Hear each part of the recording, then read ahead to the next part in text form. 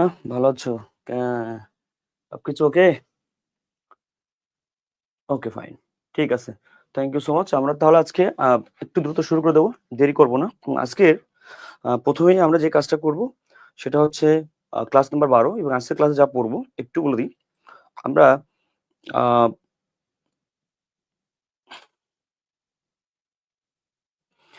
আ এই অধ্যায়ের এই 5th চ্যাপ্টারের আমরা একটা জিনিস বাদ ছিল সংরক্ষিত মুনাফা। এই সংরক্ষিত মুনাফাটা আমরা আগে কমপ্লিট করব আগে। ১ম কাজ আমাদের আজকে সংরক্ষিত মুনাফাটা কমপ্লিট করা। ঠিক আছে? ওকে? তো সংরক্ষিত মুনাফা কমপ্লিট করার পরে দেন হচ্ছে আমরা কি করব? আমাদের যে আ অন্য চ্যাপ্টার আছে, অন্য চ্যাপ্টারগুলো টাচ করব। আজকে অনেকটা চ্যাপ্টার কমিয়ে দেব ইনশাআল্লাহ। তো ১ম এই আমি সংরক্ষিত মুনাফার একটা আলোচনায় চলে যাই যে সংরক্ষিত মুনাফার মধ্যে কি থাকতে পারে এবং সংরক্ষিত মুনাফাতে কি যোগ বিয়োগ হয়, সংরক্ষিত মুনাফা কি নিয়ে কাজ করে। আমি তোমাকে একটা সেটআপ শিখাবো। যেই সেটআপের থেকে কিছু কোয়েশ্চেনও প্র্যাকটিস করাবো। এক কথায় তোমাকে সংরক্ষিত মুনাফা এই অধ্যায় থেকে সংরক্ষিত মুনাফা কেমনে তৈরি করতে হয়, আসলে তুমি কেমনে করবা, A to Z ইনশাআল্লাহ আমি শিখাই দেবো। ঠিক আছে? ওকে, ফাইন। তাহলে সংরক্ষিত মুনাফার কি থাকতে কি না থাকে A to Z ইনশাআল্লাহ আমি তোমাকে শিখাই দেবো। হ্যাঁ, আসো। তাহলে প্রথম কথা, খুব মনোযোগ দিয়ে শুনো। সংরক্ষিত মুনাফা থেকে কিরকম প্রশ্ন হয়। আচ্ছা, সংরক্ষিত মুনাফার ম্যাথটা হচ্ছে যারা আমি ক্লাসে শেয়ার করে দিব, কারণ অনেকে ক্লাসে আসেনি। বেশি সময় হবে না আজকে যদিও ক্লাস, তারপর ক্লাস আমাদের করা উচিত, কারণ এমসিকিউ সলভিংটা আজকে এই ক্লাসে অনেকটা চ্যাপ্টার গুছাই দেবো আর কি। হ্যাঁ, ওকে ওকে ওকে ওকে ওকে আচ্ছা, তো আশা করি আজকের ক্লাস তোমাদের জন্য বেস্ট একটা আউটপুট এনে দেবো ইনশাআল্লাহ। সংরক্ষিত মুনাফাটা তোমাদের কমপ্লিট হবে। আচ্ছা, তাহলে আমরা শুরু করি ইনশাআল্লাহ। হ্যাঁ, সবাই যেহেতু চলে আসছে এবং সবাই নামাজ টামাজ পড়ছো, রোজা রাখছো, মানে ফুল সেট আপ তো রেডি তো আর কি, তাই বললাম আর কি। কোনো কিছু তো কমতি নেই তো, সবকিছু তো হচ্ছে আলহামদুলিল্লাহ, বেশি সময় লাগবে না ইনশাআল্লাহ। হ্যাঁ, আচ্ছা আসো। সংরক্ষিত মুনাফার ক্ষেত্রে আমি তোমাকে যে জিনিসটা বলবো, তুমি সংরক্ষিত মুনাফাটা কি যেটা তোমার কাছে থাকে। তুমি যখন এইচএসসি তে পড়ছিলা, তোমার মনে আছে কিনা আমি জানি না, তোমরা সংরক্ষিত মুনাফার ক্ষেত্রে এরকম একটা বক্স পড়ছিলা যে টাকা টাকা বিবরণ। সেখানে পড়েছিলা যে তোমরা এইচএসসি তে সংরক্ষিত মুনাফার একটা জের থাকতো। ঠিক আছে? একটা জের থাকতো, বুঝেছো? এই জেরের সাথে তোমরা কি করতা? তোমরা হচ্ছে যোগ করতা যদি ওই বছরের মুনাফা থাকতো, লাভ থাকতো। লাভ থাকলে যোগ করতা, আর ক্ষতি থাকলে বিয়োগ করতা। তাহলে সংরক্ষিত মুনাফার সাথে প্রথম অবস্থায় আমার লাভ থাকলে যোগ হবে এবং এবং ইয়ে থাকলে বিয়োগ হবে। তো এটা আমার প্রথম অবস্থায় হবে। তাহলে আমি সংরক্ষিত মুনাফার কি একটা আউটপুট পাবো। ধরো সংরক্ষিত জের হচ্ছে ৫,০০০, লাভ হচ্ছে ১,০০০। তাহলে লাভ যদি ১,০০০ হয়, ৫ আর ১ ৬,০০০ টাকা আছে এখানে। এখন সংরক্ষিত মুনাফা থেকে বাদ যাবে কি? এই সেটআপটা তোমার কাছে খুব ইম্পর্টেন্ট।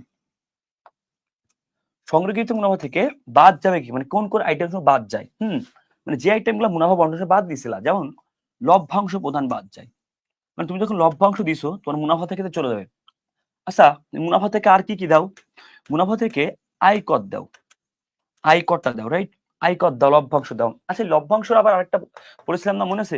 ঘোষণাকৃত লভ্যাংশ, ঘোষণাকৃত লভ্যাংশ, ঘোষণাকৃত লভ্যাংশ এটা আমরা দিছিলাম। তা আলটিমেটলি আমরা লভ্যাংশ দিই, আয়কর দিই, ঘোষণাকৃত লভ্যাংশ, প্রস্তাবিত লভ্যাংশ, এইগুলা দিই সংরক্ষিত মুনাফা থেকে, দিয়ে একটা সমাপনী জের বের করি। এখন তোমার কাছে প্রশ্ন হতে পারে, ভাই তাহলে আপনি আমাকে 2 থেকে 3টা ম্যাথ করে বুঝাই দেন।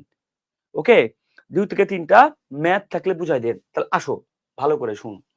মনে রাখবা সংরক্ষিত জেরে সবসময়ের জন্য এরকম থাকবে 1 1 25। ওকে, সংরক্ষিত মুনাফা 1 1 25, সংরক্ষিত মুনাফা হচ্ছে 50,000 টাকা। ঠিক আছে? ওই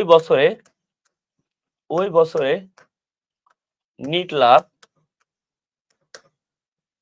হয়েছে আরো 5,000। আয়কর 1,000। ঘোষণাকৃত লভ্যাংশ ঘোষণাকৃত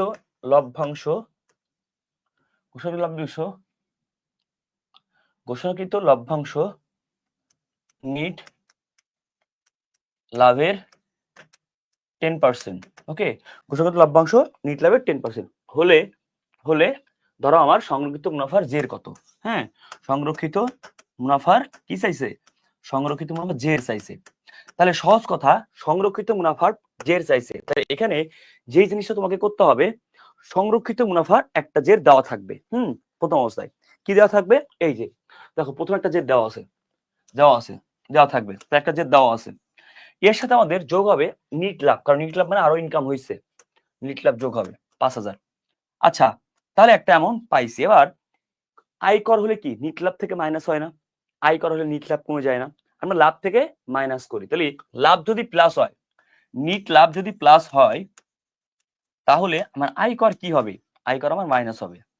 আচ্ছা আসো, ঘোষণাকৃত লভ্যাংশ তুমি ঘোষণা করছো, তোমাকে দিতে হবে নিট লাভের উপর 10%, তাহলে নিট লাভ কত আছে? 5,000, 5,000 10% করলে কত হবে? 500। আচ্ছা এই লভ্যাংশ তো তুমি নিট লাভ থেকে মাইনাস করো, তাহলে মাইনাস 500, এই তো অ্যান্সার হয়ে গেল। কত হবে জানাও? কত হবে জানাও? কত হবে জানাও? কত হবে জানাও? কত হবে জানাও? তাহলে এই দেখো তোমার কাছে প্রশ্ন, ভাইয়া আমি বুঝছি আপনার কথা, কিন্তু আরো কি কি থাকতে পারে এখানে? এটা হলো মূল প্রবলেম,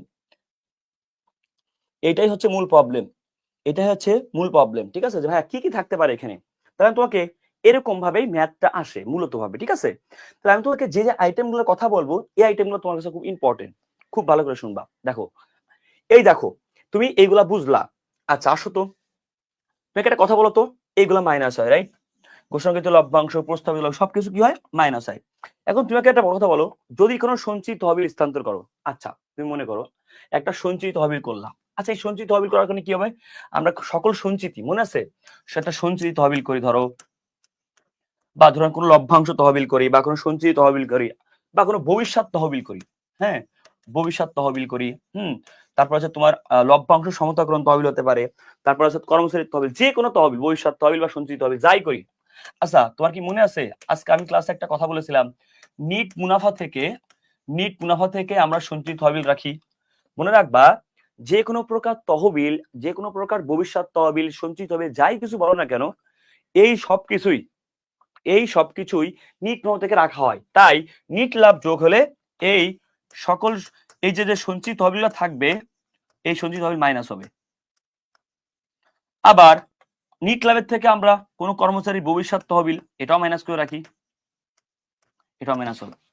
এই যে আইটেম গুলা বললাম ইনশাল্লাহ এর বাইরে আর থাকবে না। কোশ্চেন খুব ইজি। এখন প্রশ্ন হচ্ছে ভাই এগুলো তাহলে কি করতে হবে? এগুলো তোমাকে মুখস্থ করে ফেলতে হবে না, তোমাকে প্র্যাকটিস করতে হবে, প্র্যাকটিস করতে করতে তোমার হয়ে যাবে। আসো এখানে একটা কথা আছে, খুব গুরুত্বপূর্ণ কথা। একটা প্রশ্ন সব থেকে বেশি ইম্পর্টেন্ট, এই কষ্টটা, এই সেট আপটা তুমি শেখো। এটা পানির মতো সোজা। পানির মতো সোজা কেন? আচ্ছা বলো তো আমাকে একটা কথা, এই জায়গায় লাভ, নিট লাভের থেকে লভ্যাংশ দিতে হয়, আয়কর দিতে হয়, লভ্যাংশ দিতে হয়, ওকে, সঞ্চিত তহবিল দিতে হয়, ওকে, ভবিষ্যৎ তহবিল দিতে হয়, ওকে ফাইন, তাহলে এইগুলা দিতে হয়, যে মাইনাস করবা। তাহলে কোশ্চেন তো ইজি রে ভাই। আসো কোশ্চেন যদি ইজি হয় তাহলে এই কোশ্চেন অ্যান্সার করো, এই কোশ্চেনের অ্যান্সার করো। ঠিক আছে, এই সেম কোশ্চেন, ওকে, সেম কোশ্চেন তোমাকে আমি করলাম, কি করলাম? একদম সেম কোশ্চেন তোমাকে করে তার এর সাথে একটু যোগ করে দিলাম। আমি বললাম সেম কোশ্চেনের সাথে বললাম এবং দাবিহীন লভ্যাংশ, দাবিহীন লভ্যাংশ, 5,000। তুমি কি অ্যান্সার করা বলো? সেম প্যাটার্ন, 5,000 টাকা, 50,000 টাকা মুনাফা, ওকে ফাইন, যোগ হবে নিট মুনাফা 5,000, ওকে ফাইন। নিট মুনাফা যোগ হলে আয়কর কি হবে? আয়কর কি হবে? আয়কর নিট মুনাফা যোগ হলে, মুনাফা যদি যোগ হয় নিট মুনাফা থেকে তো আয়কর মাইনাস করি, তাহলে আয়কর মাইনাস হবে 1,000। ঘোষণাকৃত লভ্যাংশ কি হবে? 10% নিট লাভের, নিট লাভ কত? 50,000, 5,000। নতুন আইটেম যোগ দাবিহীন লভ্যাংশ কি হবে? আচ্ছা বলো তো দাবিহীন লভ্যাংশ মানে কি? যেই লভ্যাংশ দাবি কেউ নাই, যেই লভ্যাংশ দাবিদার কেউ নাই। তাহলে প্রশ্ন আমাকে আসতেই পারে যে দাবিহীন লভ্যাংশ মানে যার যার যার কেউ দাবি নাই, মানে যেই লভ্যাংশ কেউ দাবি নাই সেই লভ্যাংশ কোম্পানি থেকে যাবে, তাহলে এটা কোম্পানির জন্য প্রফিট বা লাভ বা সঞ্চিত হিসাবে কাজ করবে। মানে এক কথা আমি বলতে চাচ্ছি যে এই লভ্যাংশটা কোম্পানির জন্য থেকে যাবে। তাহলে কোম্পানির জন্য থেকে যাবে মানে কি?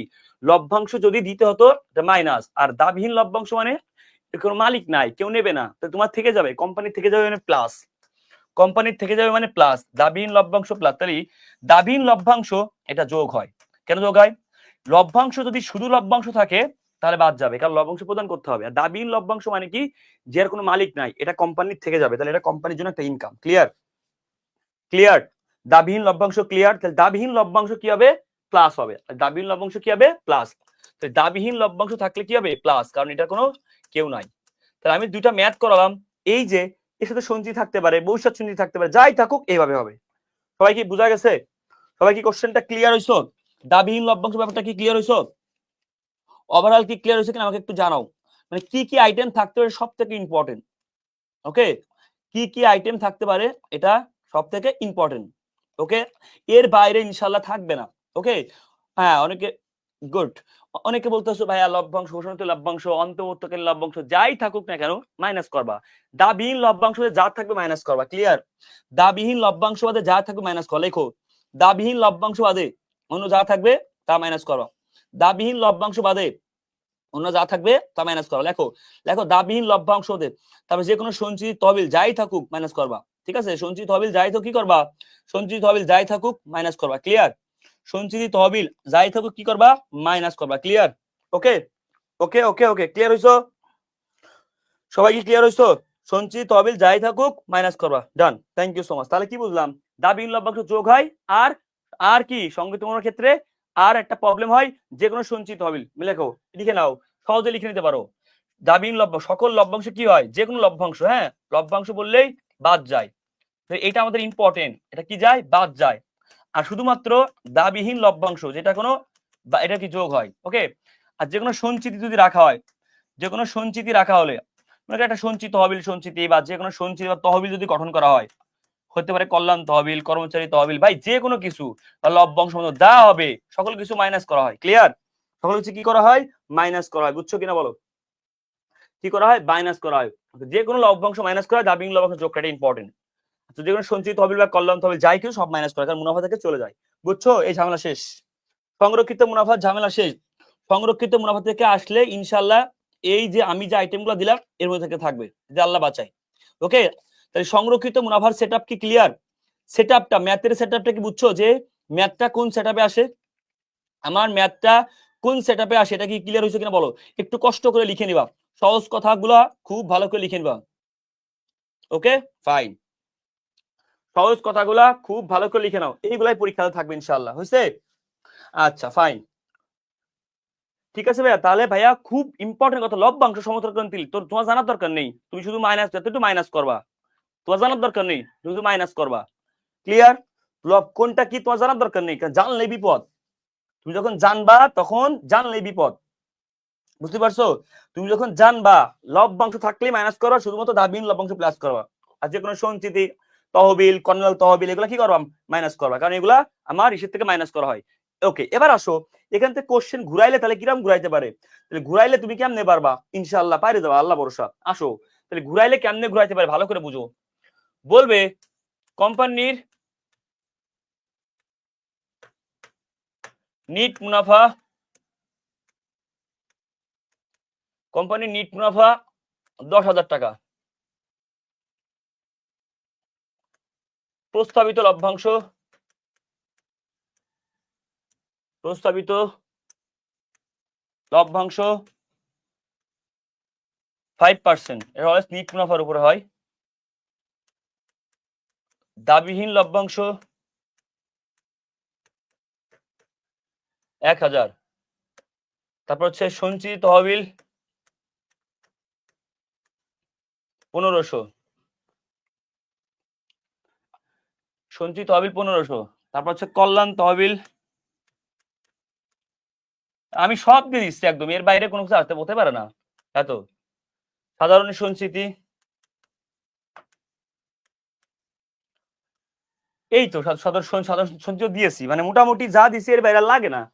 ঘোষকৃত লভ্যাংশ, দাবিহীন লভ্যাংশ, হ্যাঁ এত কিছু হলে, এবং এবং 31 ডিসেম্বর সংরক্ষিত মুনাফা,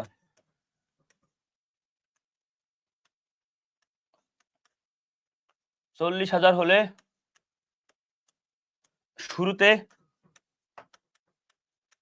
কত ছিল? এই কোশ্চেনটা ভেরি ইম্পর্টেন্ট। দেখো তাহলে এই কোশ্চেন কি হয়েছে, শুরুতে কত ছিল। এখন ভালো করে বুঝবা, এই কোশ্চেনের ঘুরা দিছে, কি ঘুরা দিছে? সংরক্ষিত মুনাফা, ভালো করে শুনো, সংরক্ষিত মুনাফা। ওকে, সংরক্ষিত মুনাফা এখানে 31 ডিসেম্বর আছে, মানে বছর শেষে আছে। বছর শেষে থাকলে শুরুটা চাইছে, তাহলে আমি সূত্র কি জানি, শুরুতে একটা সংযুক্ত মুনাফা থাকে, এর সাথে নিট লাভ যোগ করতে হয়। তো নিট লাভ মানে নিট মুনাফা, এই যে নিট লাভ আছে 10,000 টাকা, ঠিক আছে। ওকে, আসো প্রস্তাবিত লভ্যাংশ 5%, অলওয়েজ কার উপর ধরতে হয়, কিছু না বললেও এই যে মুনাফার উপর ধরতে হয়। 5% করলে 500। তুমি কি বলছি, যে কোনো লভ্যাংশ মাইনাস করতে হয় 500। দাবিহীন লভ্যাংশ একমাত্র জিনিস যা যোগ হয়, কত, 1000। ওকে, এটাকে বলেছিলাম, সকল সঞ্চিতি কি হবে, মাইনাস হবে 1500। তহবিল, যে কোনো তহবিল কি হবে, মাইনাস হবে 1500। এবং এই করে দেখা যাচ্ছে বছর শেষে কত হয়েছে, 40,000। তাহলে আমার লাস্টে প্রথমে কত ছিল, তাহলে উল্টা প্রসেস, মাইনাস ছিল প্লাস, মাইনাস ছিল প্লাস, প্লাস ছিল মাইনাস, মাইনাস ছিল প্লাস, প্লাস ছিল মাইনাস। 40 আর 500, 40 আর 500, এটা প্লাস, 40,500 আনলো প্লাস, কত হবে তাহলে, 41, 42,000, 42,000 থেকে 1,000 বাদ দাও, 41,000, 41,000 থেকে 1,000 বাদ দাও, 40,000, আর এখান থেকে যোগ করে 500, 40,500 আনসার। ওকে, এটা প্রারম্ভিক, তাহলে এটা প্রারম্ভিক চাইতে পারে এবং হচ্ছে সমাপনী এখান থেকে কোশ্চেন হয়, ঠিক আছে। ওকে ভাইয়া, ক্লিয়ার হইছো? তাহলে এই যে এই কত হবে, এই ভালো করে বোঝ, 40 আনলে 40,500 যোগ 1500, তাহলে 40,500, 41, 42,000, 42,000 থেকে 1,000 বাদ দে, থাকে 41,000, 1,000 বাদ দে, বাদে থাকে হচ্ছে 41,000, 40,000, 40,000 যোগ 40,500, উল্টা প্রসেস, ঠিক আছে। তাহলে বুঝতে পারছিস এই উল্টা প্রসেসে ম্যাথগুলো করতে হবে। ওকে ফাইন, এটা তো সংরক্ষিত মুনাফার আইটেম। তাহলে সংরক্ষিত মুনাফার আইটেম শেষ। এখান থেকে তাহলে কি ক্লিয়ার হয়েছে তুমি? এখন আসো এখান থেকে, তাহলে প্যাচ কি হতে পারে, আরো খুব গুরুত্বপূর্ণ কোশ্চেন, প্যাচ কি হতে পারে। হ্যাঁ, এই প্যাচ গুলো খুব ইম্পর্টেন্ট, আর একটা ম্যাথ করাবো শেষ। তাহলে আমরা কি শিখলাম, লভ্যাংশ ধরা হয় কার উপরে, নিট মুনাফা, প্রস্তাবিত লভ্যাংশ নিট মুনাফা। আচ্ছা আসো তাহলে শুরু করি। হ্যাঁ ওকে, এবার আসো, এইটাই লাস্ট কোশ্চেন আমাদের এই অধ্যায়ের। দেখো সবাই, কোম্পানির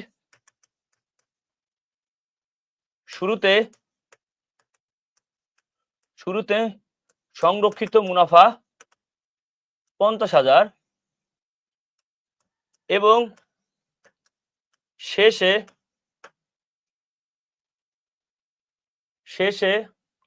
40,000, সঞ্চিতি তহবিল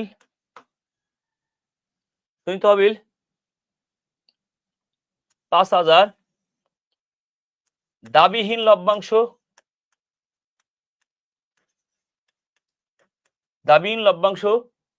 1,000, বিশেষ তহবিল যা কিছু থাকতে পারে 1,000,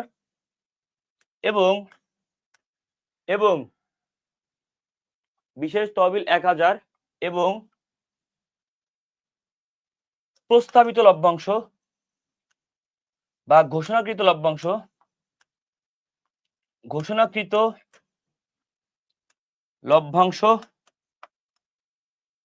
5% হলে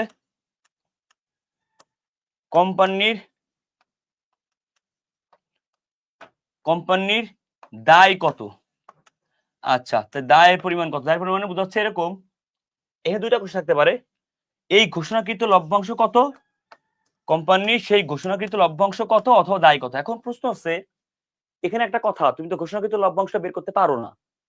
হ্যাঁ ওকে, তুমি তো ঘোষণাকৃত লভ্যাংশটা বের করতে পারো না। এবার আসো, তাহলে তোমাকে কি করতে হবে, এই ঘোষণাকৃত লভ্যাংশ কার উপর ধরা হয়, একটু আগে বলেছিলাম লভ্যাংশ গণনা হয় নিট মুনাফার উপরে। তাহলে প্রশ্নে কি নিট মুনাফা আছে, সবে এক বাক্যে আমার বল, প্রশ্নে কি নিট মুনাফা আছে, প্রশ্নে কি নিট মুনাফা আছে, নাই, প্রশ্নে কি নিট মুনাফা নাই, তাহলে প্রশ্নে নিট মুনাফা নাই মানে নিট মুনাফা বের করতে হবে, প্রশ্নে নিট মুনাফা নাই মানে নিট মুনাফা বের করতে হবে, এটাই হচ্ছে ম্যাথ। তাহলে বলো, প্রথম কথা, লভ্যাংশ যদি নিট মুনাফা থাকতো আমি বের করতে পারতাম সহজে, নিট মুনাফার পার্সেন্টেজ করলে ঘোষণাকৃত লভ্যাংশ বের করতে পারতাম। এখন নিট মুনাফা নাই, নাই মানে কি বের করতে হবে, সেটআপ কি, শুরুতে ছিল 50,000, নিট মুনাফা যোগ হয়, নাই, বের করতে হবে। ওকে আসো, শেষে পরে সঞ্চিত যে কোনো তহবিল কি হয়, মাইনাস হয়, 5,000, দাবিহীন লভ্যাংশ যোগ হয় 1,000, দাবিহীন লভ্যাংশ কি হয়, যোগ হয় 1,000, দাবিহীন লভ্যাংশ কি হয়, যোগ হয় 1,000। এবার আসো ভাই, তারপরে কি আছে, বিশেষ তহবিল কি হয়, মাইনাস হয় 1,000, আর কিছু আছে, নাই। এই করে লভ্যাংশ কত হয়েছে, লাস্টে এসে 40,000 টাকা যে সংরক্ষিত জের। বলো তো প্রথমে কত ছিল, দেখো 40, এটা মাইনাস, এটা plus, plus minus, minus plus, 40 আলো 1, 41, 41 থেকে -1 কত হবে 39 39 আর 5 39 আর 5 হচ্ছে যোগ করলে হয় 40 44 এখানে প্লাস আছে এটা মাইনাস চিহ্ন দাও 44 থেকে মাইনাস করা হচ্ছে 50 তাহলে থাকে কত 6000 দেখো তো এটা 6000 দিলে উত্তর মেলে কিনা আর মিলাও 50 আর 6 56 56 থেকে 5 বাদ দাও 51 56 থেকে সরি 50 হচ্ছে 56 56 থেকে 5 বাদ দাও 56 থেকে 5 বাদ দিলে হচ্ছে 50 আর 56 56 থেকে 5 বাদ দিলে হচ্ছিল 51 51 থেকে 51 আর 52 52 থেকে 1 মাইনাস করলে কত হয় হচ্ছে না তো 40 আর 41 41 থেকে আমি যদি এখানে 41 থেকে যদি আমি বাদ দিই হচ্ছে 1 তাহলে হবে 39 39 আর 5 কত 39 আর 5 হচ্ছে 39 আর 5 39 40 44000 তাই না 44000 44000 আর এখানে হচ্ছে মাইনাস এত তাহলে 44000 তাহলে 44000 থেকে মাইনাস এত তাহলে কত হচ্ছে এই ক্যালকুলেশন হলে কত হয় জানো তো ঠিক আছে কিনা সংরক্ষিত কি 50000 নাকি বেশি হয়ে গেছে 50000 নাকি বেশি হয়েছে দাঁড়াও আমাকে 44 39 একটু বেশি হয়ে গেছে না দাঁড়াও তো আমাকে একটু 44 আর এখানে হচ্ছে জানাও তো একটু বেশি হয়ে গেছে কিনা সংযুক্ত মুনাফা ম্যাথ অ্যামাউন্ট কি এখানে ঠিক আছে কিনা আমি একটু ক্যালকুলেশন ধরি হ্যাঁ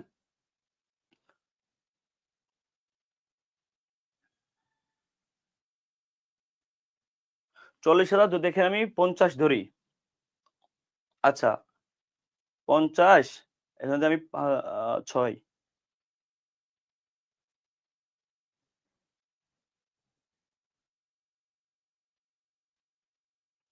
ওকে আচ্ছা বুঝতে পারছি এখানে আমারটা অ্যামাউন্ট ধরা বেশি হয়ে গেছে রাইট হ্যাঁ যদি এখানে আমি 4000 ধরতাম তাহলে কত হইতো 40 থেকে 4 বাদ দাও তাহলে 40 তাহলে কি মেলে কিনা দেখো তো 40 আলো প্লাস 4 40 প্লাস 44 40 থেকে 5 বাদ দাও 5 আর 6 বাদ দাও 1 যোগ করো 40 আর 41 41 থেকে 6 বাদ দাও মিলছে না ঝামেলা আছে রাইট কোন জায়গায় একটা অ্যামাউন্ট বেশি হয়ে গেছে বুঝছো আচ্ছা উল্টা প্রসেসে করতে হবে মেন কথা হচ্ছে এটা উল্টা প্রসেসে করতে হবে মেন কথা হচ্ছে এটা কি হয়েছে ভাইয়া ভাই 41 থেকে 1000 বাদ দিলে 40000 40000 39000 না আচ্ছা ওকে ওকে ভাই ওকে দেখো আমি বলি আচ্ছা সহজ কথা শুনো ম্যাথ তৈরি করছি তো তৈরি করতে গেলে একটু চাপ হয় এটা খুব স্বাভাবিক বুঝছো এটা খুবই স্বাভাবিক তৈরি করতে গেলে একটু চাপ হয়ে যায় এটা খুবই স্বাভাবিক ম্যাথ তৈরিতে অ্যামাউন্টে ভুল হয়েছে এটা আর কিছু না আমি অ্যামাউন্ট ঠিক করে দিচ্ছি তোমার একটু এড করো আচ্ছা এটা কঠিন কিছু না অ্যামাউন্টে উল্টাপাল্টা হয়েছে এটা আর কিছু না ঠিক আছে ওকে ফাইন আসো তাহলে আগে বসাও প্রারম্ভিকটা আমি পরে বসাই তাহলে প্রারম্ভিক এটা ছিল এর সাথে নিট মুনাফা এটা কি হবে যোগ হবে আমি জানি না তার সাথে বাদ হবে কি বাদ হবে হচ্ছে শেষে কত তোমার সঞ্চিত হবে কত 5000 5000 টাকা সঞ্চিত হবে না ম্যাথের আইটেমটা একটু উল্টাপাল্টা হয়েছে এই আর কি দা বিন লভ্যাংশ এটা যোগ হয় যোগ হয় কত 1000 বিশেষ তহবিল মাইনাস হয় কত 1000 ওকে ফাইন লাস্টে আসছে কত লাস্টে 40000 লাস্টে 40000 এখন প্রশ্ন আছে প্রারম্ভিক একটা অ্যামাউন্ট তুমি বলো যেটা দিলে এখানে একটা অ্যামাউন্ট বের হবে ওকে প্রারম্ভিক একটা অ্যামাউন্ট তুমি বলো যেটা দিলে এখানে বের হবে প্রারম্ভিক একটা অ্যামাউন্ট তুমি বলো যেটা দিলে এখানে বের হবে ওকে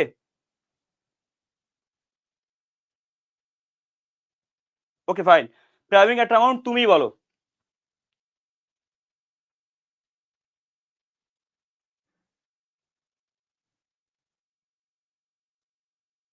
বলো প্রারম্ভিক একটা অ্যামাউন্ট তুমি বলো তোমার মতো করে বলো তাহলে আমি যদি এখানে একটু চেঞ্জ করে দিই মানে ধরো আমি ধরে নিলাম ম্যাথের ক্ষেত্রে হচ্ছে কি অ্যামাউন্ট উল্টাপাল্টা হয়েছে এই আর কি ধরো এখানে 40000 টাকা আছে তাহলে 40 40 50 50 বাদ দিলে তাহলে 45 45 হ্যাঁ ওকে ফাইন হয়েছে এবার হবে ইনশাল্লাহ এবার হবে দেখো এবার হবে তাহলে এখানে 45,000 আছে অ্যান্সার হ্যাঁ এখানে একটু নিচে বেশি থাকতে হবে হ্যাঁ এখানে 40,000 এবার হবে না আমাদের ম্যাথের অ্যামাউন্টটা বসানো একটু উল্টাপাল্টা হয়েছে এই আর কি ভাই একটা ম্যাথ তৈরি করতে গেলে তো একটু উল্টাপাল্টা হয় স্বাভাবিক 40 ওকে আসো তাহলে এখানে অ্যামাউন্ট চেঞ্জ করে দাও এখানে 40 দাও আর এখানে 45 দাও মিলে যাবে দেখবে ইনশাল্লাহ আসো এবার বুঝাই তাহলে প্রারম্ভিক কত 40 নিট মুনাফা আমি জানি না ভিতরের আইটেম বাকি এগুলো ঠিক আছে এবার উল্টায় আসো এখানে কি 45 এখানে মাইনাস ছিল এবার প্লাস মাইনাস প্লাস হলো মাইনাস মাইনাস হলো প্লাস ওকে ফাইন তাহলে 45 আর 1 কত 46 46 তে এক বাদ দিলে 45 45 আর 50 45 আর 50 এবার বলো অ্যান্সার কত হয় এবার বলো কত হয় 45 আর 50 এখানে কিছু নামের প্লাস মানে মাইনাস তাহলে এখানে 10,000 হবে 50 থেকে 40 বাদে 10,000 এবার আসো 40 আর হলো 10 50 50 50 50 থেকে মাইনাস 45 45 আর 46 মাইনাস 1 45 মিলে গেছে। দেখছো, এভাবে বের করতে হবে। আমাদের হয়েছে কি, উপরে আইটেম বড় হয়েছে, নিচের আইটেম ছোট হয়ে গেছে, এই জন্য প্রবলেম হয়েছে। আমি তৈরি করে দিছি রে ভাই, এই উপরে আইটেম নিচে আইটেম, এই আর কি, জাস্ট উপরে নিচে একটু অমিল হয়েছে। যাই হোক না কেন, তুই এভাবে সলভ করবা।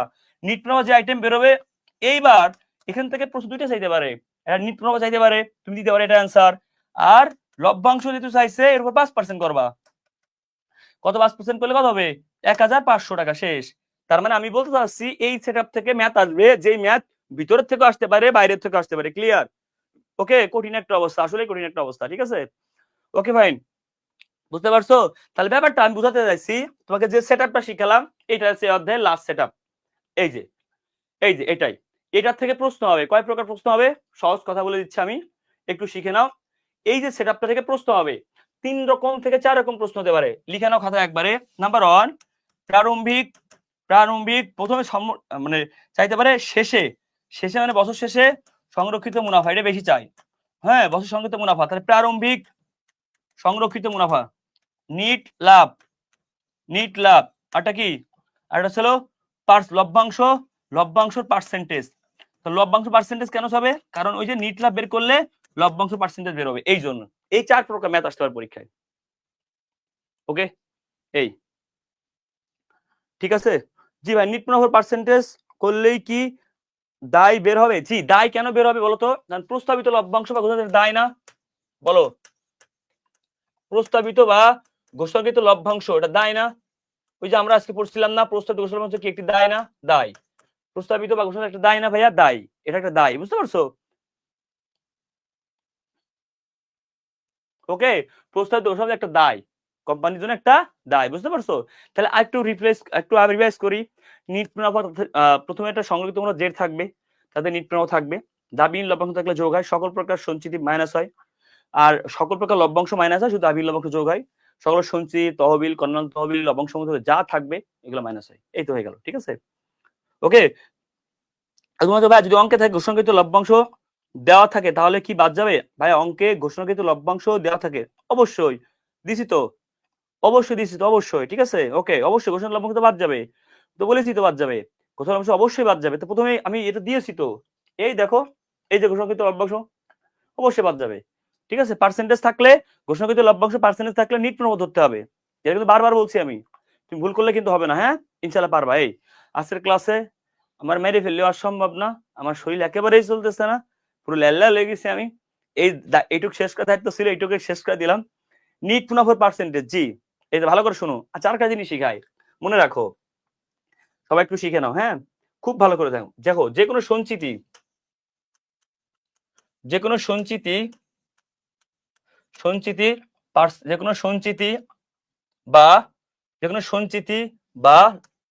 যে কোনো লভ্যাংশ বা যে কোনো তহবিল যদি থাকে, এই সবকিছুর পার্সেন্টেজ থাকলে নিট মুনাফার উপর ধরতে হবে। কার উপরে? নিট মুনাফার উপরে। হ্যাঁ, ওকে, কোনো কিছু না বললে নিট মুনাফার, যদি বলে দেয় যে সংরক্ষিত মুনাফার উপর ধরো, এই প্রথম তো বলে নাই নিট মুনাফা ধরতে হয়, এগুলা বললে কি হতে হবে? নিট মুনাফা ধরতে হবে। নিট মুনাফা, কি বলছো? নিট মুনাফা ধরতে হবে। ক্লিয়ার? ওকে, ওকে, ওকে ভাই, কমিশনের ক্লাস চাই, ওটা তো ভাই লাস্টের ক্লাস একবার, তাহলে বুঝতে পারছো? এটা আপডেট দিলাম, এটা লাগবে, ইম্পর্টেন্ট। হ্যাঁ, তাই নিট মুনাফা ধরতে হবে। ধরো তোমার কাছে কি চাইলো, একটা ম্যাথে সঞ্চিতি 5%, সঞ্চিতি কত, এরকম একটা ম্যাথ, লাস্ট ম্যাথ বললো প্রারম্ভিক সংরক্ষিত মুনাফা মানে বছর শেষে, ঠিক আছে, বছর শেষে কত, সরি বছর শুরুতে আছে 50,000, শেষে কত আছে? শেষে আছে ধরে নাও 30,000, 30,000 দেবো, 30,000। ওকে ফাইন, 30,000 টাকা শেষে আছে। আসো ভালো করে শোনো, এবার দাবিহীন লভ্যাংশ, সরি মুনাফা, না সরি, দাবিহীন লভ্যাংশ, মানে যেটা দাবি নাই আর কি। দাবিহীন লভ্যাংশ বারবার দিচ্ছে কেন? তোমার পরীক্ষা ঝামেলা হবে তাই। দাবি না 10,000 টাকা, ঠিক আছে, 10,000 টাকা। ওকে ফাইন, এবার আসো, খুব ভালো করে শোনো, দাবিহীন লভ্যাংশ এত টাকা। এখন আসো, তোমাকে বলা হলো যে হচ্ছে সঞ্চিতি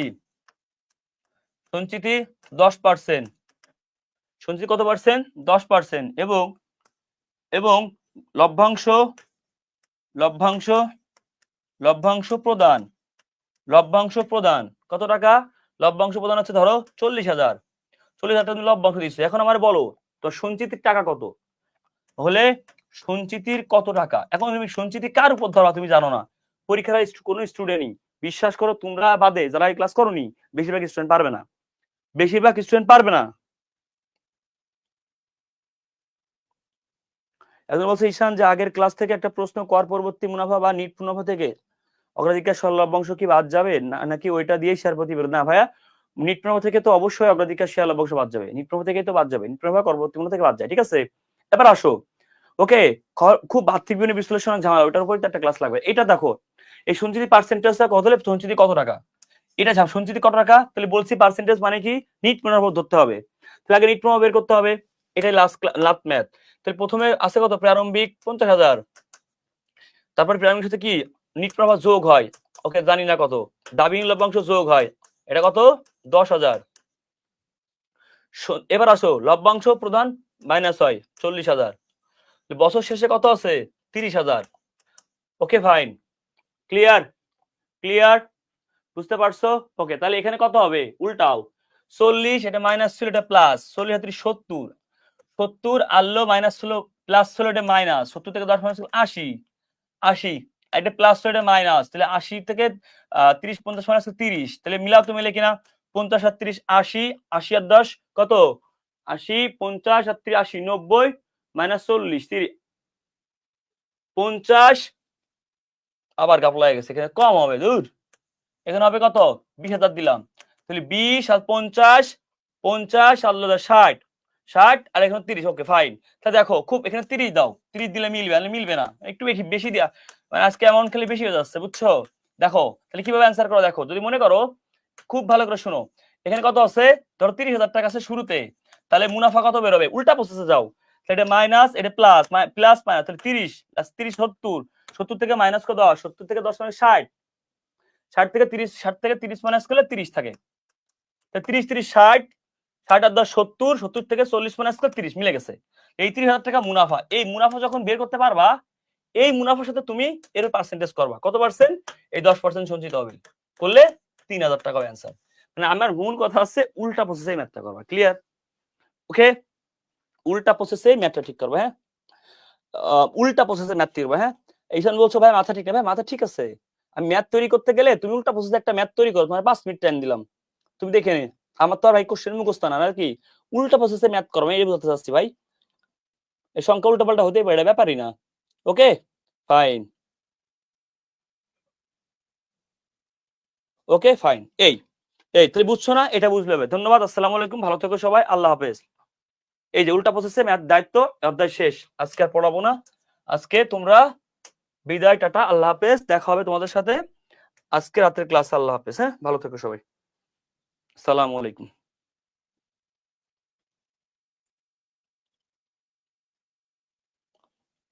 আচ্ছা যাই হোক না কেন উল্টা প্রসেসে ম্যাথ করবি, শেষ, ঠিক আছে? কি গেল ক্লিয়ার? সবাই কি বলছি, উল্টা প্রসেসের ম্যাথ করবি, যা করাইলাম এখানে তাহলে কয়টা কোশ্চেন আসতে পারে সহজে একবার বলে দিই, প্রারম্ভিক মালিকানা সত্ত্ব, সরি প্রারম্ভিক সংরক্ষিত মুনাফা, হ্যাঁ সমাপনী সংরক্ষিত মুনাফা আসতে পারে, তারপর আসতে পারে নিট মুনাফা আসতে পারে, বুঝিস, তারপর আসতে পারে নিট মুনাফা থেকে যেগুলো পার্সেন্টেজ, যেমন ঘোষণাকৃত লভ্যাংশ, সঞ্চিত তহবিল, যেইগুলা এই যে প্রস্তাবিত লভ্যাংশ, এইগুলা নিট মুনাফা ধরা হয়, তার মানে তোর নিট মুনাফা বের করতে পারলে ওইগুলা বেরোবে, ওইগুলাই পরীক্ষা আসবে, বুঝতে পারছিস? ওই নিট মুনাফা বের করতে পারলে ওর পার্সেন্টেজ ধরে দিবে, এর বাইরে পরীক্ষায় প্রশ্ন আসলে আমার কাছে বুঝে নিস, এটা থেকে সংগৃহীত মুনাফা থেকে। ঠিক আছে, ভালো থাকো, সুস্থ থাকো, সংগৃহীত মুনাফা শেষ, আল্লাহ হাফেজ, আসসালামু আলাইকুম। কষ্ট করে এই অধ্যায়টা ক্লিয়ার করে গেলে এই জন্য তোমাকে অনেক ধন্যবাদ। ওকে, আশা করি তুমি বুঝতেই পারছো, যে কোনো প্রশ্ন আসে সংগৃহীত তুমি পারবা, সহজ কথা, সকল লভ্যাংশ মাইনাস দাবির লভ্যাংশ প্লাস সংগৃহীত মুনাফা প্রারম্ভিক জেড প্লাস প্লাস কি নিট মুনাফা, এরপরে সকল লভ্যাংশ মাইনাস দাবির লভ্যাংশ প্লাস সকল সঞ্চিতি মাইনাস সকল তহবিল মাইনাস, এই তো হয়ে গেল, আল্লাহ হাফেজ, আসসালামু আলাইকুম।